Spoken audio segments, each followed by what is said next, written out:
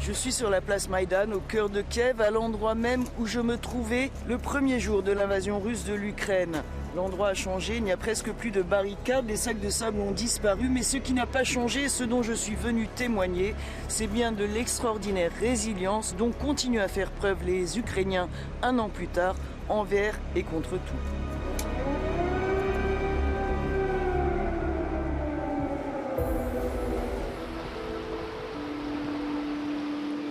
Je commence mon parcours à Irpin, la porte d'entrée vers la capitale ukrainienne. Je repense aux images tournées en avril dernier, peu après la fin de l'occupation. Irpin avait été l'une des villes les plus durement frappées lors de l'offensive russe sur la région de Kiev. Un an plus tard, les habitants s'efforcent de renouer avec un semblant de normalité. Comme chaque matin, les enfants se pressent pour commencer leur journée à l'école principale d'Irpin. Évacué et bombardé pendant la bataille de Kiev, l'établissement a rouvert ses portes cet automne pour la rentrée scolaire. Une source de fierté pour le directeur. Оце ми тут зараз стоїмо, де було пробиття було града. О, тут була дирочка з града. Depuis, l'école a été entièrement restaurée et sécurisée. En cas d'alerte aérienne ou de panne électrique encore fréquente, tout a été prévu. Це наше укриття, яке нам допомогло зремонтувати компанія UNICEF. Це автономне повністю живлення. От зараз генератор працює, всі діти організовано з класними керівниками, знають, де вони розташовані, в якому укритті, бо у нас їх два.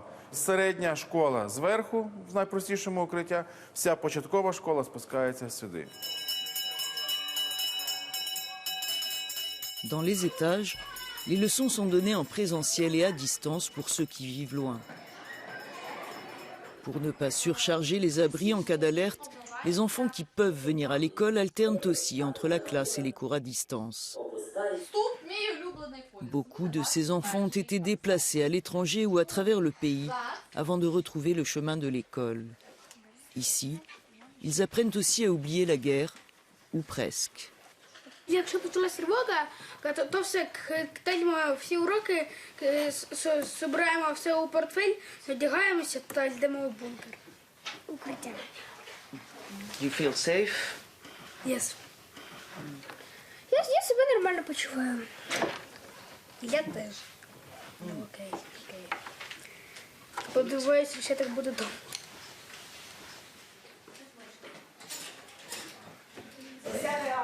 Un peu plus loin, des collégiens terminent un cours pour retrouver leur professeur d'éducation physique, également instructeur militaire. Les adolescents sont tenus d'apprendre le maniement des armes. Un héritage de l'époque soviétique qui les faisait sourire avant la guerre, plus maintenant.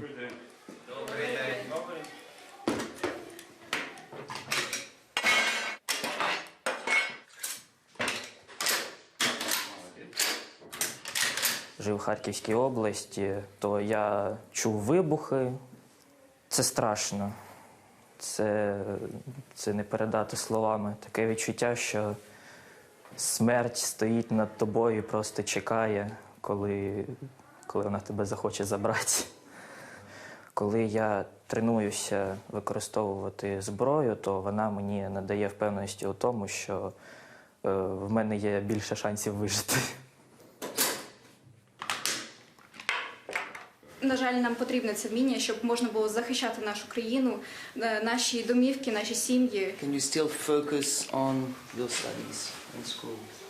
Так, я все ще стараюся навчатися максимально, наскільки я можу, тому що чим більше частина населення з великим багажом знань, тим кращим наше майбутнє. А я хочу для своєї країни найкращого майбутнього, щоб наші нащадки вони жили щасливо, не знали, що таке війна, і могли просто відчувати себе вільними. Це найголовніше.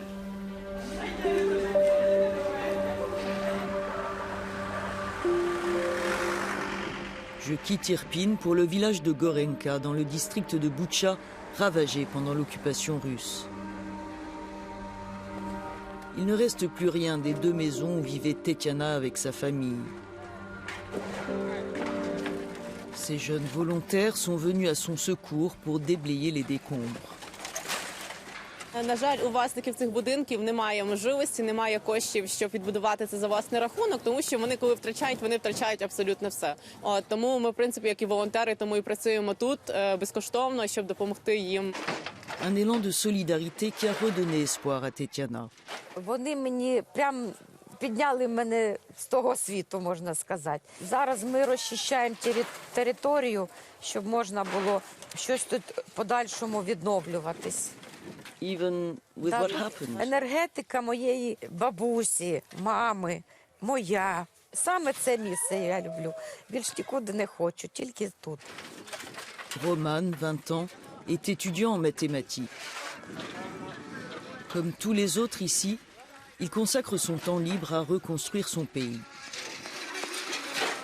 It's like almost a year that the war started, and there's still a lot of ruins that need to be removed and rebuilt. It could be me. I live 5 kilometers from here, and this could be my home. So if I don't help him, the people that live here, then who will?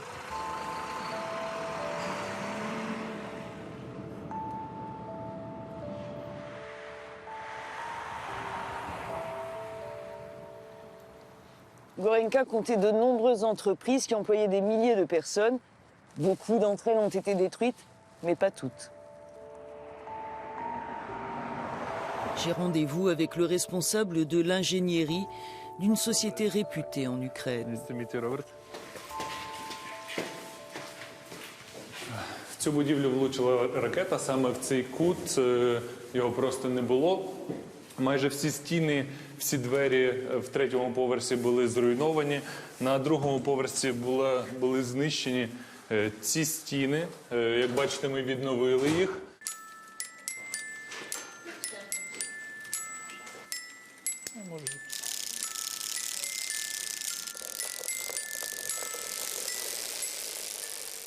Exportées dans le monde entier, ces maquettes en bois conçues dans ce studio ont fait la notoriété de l'entreprise. Reprendre au plus vite la production était essentiel pour ces quelques 200 employés, même en temps de guerre. Це важливо для України, я думаю, бо це дає можливість відчувати якусь гордість і розуміти, що ми незламні, що ми можемо відновитися, не дивлячись на будь-які руйнування. Plus de 100 000 maquettes sortent chaque mois de ces machines de gravure au laser. Mis en boîte ici, les produits sont aujourd'hui acheminés par camion jusqu'en Lettonie pour être expédiés à travers le monde. Після повернення ми прийняли рішення створити деякі моделі, які показують наші реалії на даний момент. Ці моделі означають незламність, вони показують цьому світу, що ми нездоланні, і вони показують цьому світу правду. Складно, проте ми тримаємося і обов'язково переможемо в цій тяжкій війні для нас.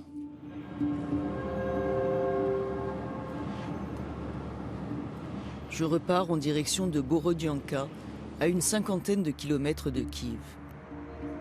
La ville la plus bombardée de la région. Les habitants de ce qui reste de ce quartier n'ont plus rien. Je tombe sur une distribution d'aide alimentaire au milieu des décombres.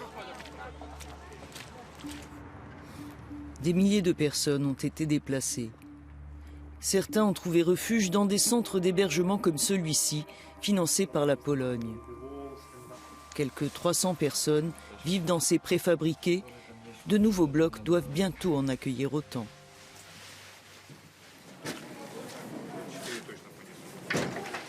Les volontaires croisés un peu plus tôt viennent approvisionner la communauté.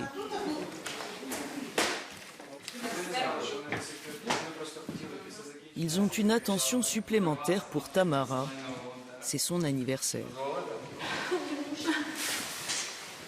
Un moment de réconfort qui ne peut effacer l'horreur qu'ont vécu ces femmes qui ont tout perdu. Криша над головою, є де поїсти, є де посидіти. Ну, все одно ці думки будуть, скільки я буду жити. Воно з голови не уйде. Це дуже великий страх. І страх і за себе, і за дітей, і за сусідів. Сьогодні я підійшла до свого дому, стала, подивилася. У мене одна квартира була, не дачі, ніде нічого немає. І вона вся вигорівша. І додому підійшла, їдуть танки, ось везуть танки в машині. Да, я теж бачила. Трусить постійно. Сьогодні в мене день народження. Рік тому ми сиділи за столом, музика грала. Ми, взагалі, радували, щось якесь згадували, веселе. А зараз я не знаю, що згадувати. Нема що згадати. Просто день за днем ми ждемо просто перемоги. І ми знаємо, що вона буде, але ми хочемо вже скоріше, бо ми вже не видержуємо.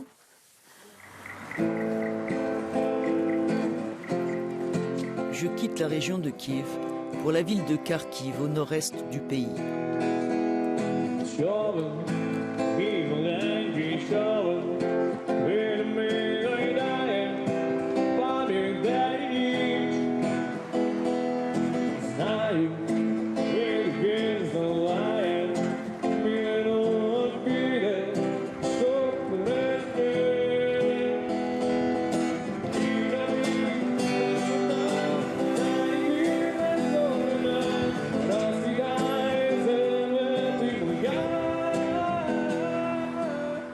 Après des mois de combats intenses, les forces ukrainiennes avaient contraint les troupes russes au retrait total de la région en septembre dernier.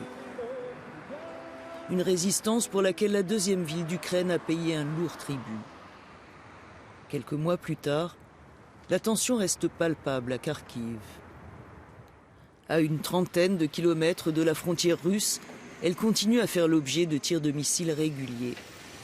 Cet immeuble résidentiel a été bombardé il y a 4 jours, ainsi qu'une université voisine. Il y a eu 4 blessés. Des travaux de réparation sont en cours et ce genre de scène est malheureusement devenu presque routinière pour les habitants de Kharkiv. Le centre-ville porte encore les traces des bombardements. Mais derrière les façades d'immeubles aux fenêtres colmatées de panneaux de bois, la vie tente de reprendre ses droits. C'est ici que j'ai rendez-vous avec la responsable d'un atelier qui s'est adapté à la guerre. Добрий день. Добрий день, дуже раді. Прошу, це наше невеличке підприємство. Дівчатка, поздоровайтесь. Кожен робить свою справу. Зараз це армійські рюкзаки, баули, це палатка «Дом на колесах». Тут у нас розкрійний мастер з Сергію. До війни він був, меблі робив, дуже гарні меблі на замовлення. Styliste, Natalia fabriquait des vêtements pour femmes avant la guerre. Elle et son équipe mettent aujourd'hui leur savoir-faire au service de l'armée ukrainienne. Хто б міг подумати, що ми з ось такого, з пер'їв та рюшів можемо перейти до отакого і робити такі речі військові. Sac à dos, gilet pare-balles, étui pour satellite ou pour panneaux solaires, civières ou sous-vêtements thermiques ne sont que quelques-uns des équipements fabriqués ici sur commande et livrés sur la ligne de front. Робимо всю війну це рюкзаки для зарядних станцій для ЗСУ. Тобто сюди в рюкзак монтується зарядна станція. Військові розповіли, що 29 чоловік вийшли з оточення, бо вони вмикали інколи пристрій, щоб їх не обнаружили. І з допомогою цього пристрою вони всі живі, здорові, неушкоджені. Тому ми пишаємося тим, що робимо. Мотивує те, що дійсно ми хочемо жити у вільній країні. І хотілося б, щоб щоб наших військових побільше вернулися додому живими. У мене просто племінник загинув. Мотивація команди – це перемогти. Ми не чекаємо победу. Ми її намагаємося приблизити якнайшвидше. So this is what you think of when you go to bed at night and wake up in the morning. What goes through your mind?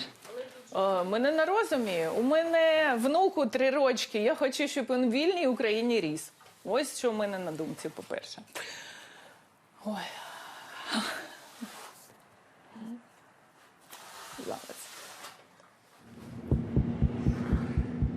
Nous partons dans la banlieue de Saltivka, au nord de la ville. À une vingtaine de kilomètres seulement de la frontière russe, c'est le point d'entrée de la ville de Kharkiv.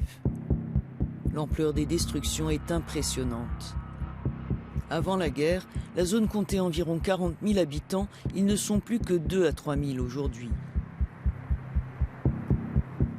Olga et sa sœur ont vécu toute leur vie à Saltivka avant que leur immeuble soit bombardé l'an dernier. Elles vivent aujourd'hui à Kharkiv mais viennent régulièrement rendre visite à leurs proches, non sans peine. Olga a perdu son mari, tué avec un ami en allant chercher de l'essence. Честно сказать, без слез на это все не взглянешь, просто, нет слов.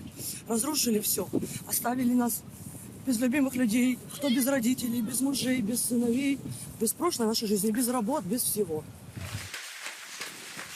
Déplacées d'une ville à l'autre, Olga et sa sœur comptent revenir à Saltivka dès que possible. Elles rendent visite ce jour-là à leur grand-père qui n'est jamais parti. Тут у меня беспорядок, проходите. Если зайти в комнату, у нас там плесень, потому что когда прилетела в торец, у нас внизу первый этаж разорвало трубы. Проходите, смотрите. Вот это все. Пошла плесень. Ой, отходит, вот, обои уже все, отошли.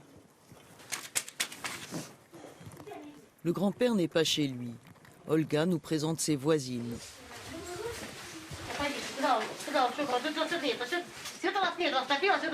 Света здесь нету.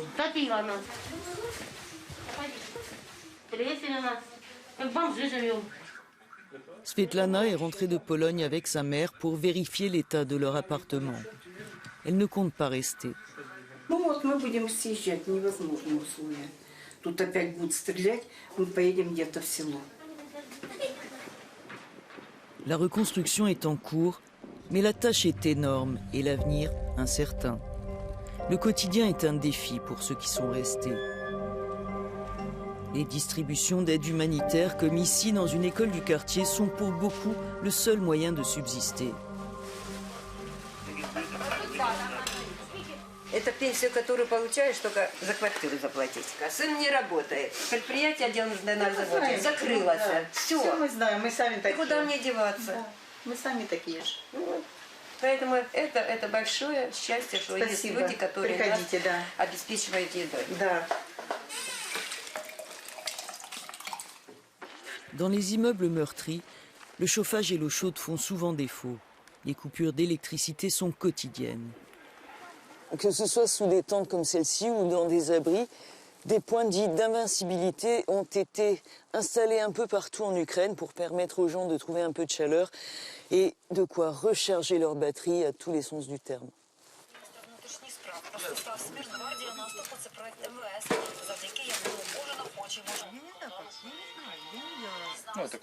Oleksiy, 21 ans, est de ceux qui viennent régulièrement ici pour recharger son téléphone, prendre une boisson chaude ou simplement regarder la télévision.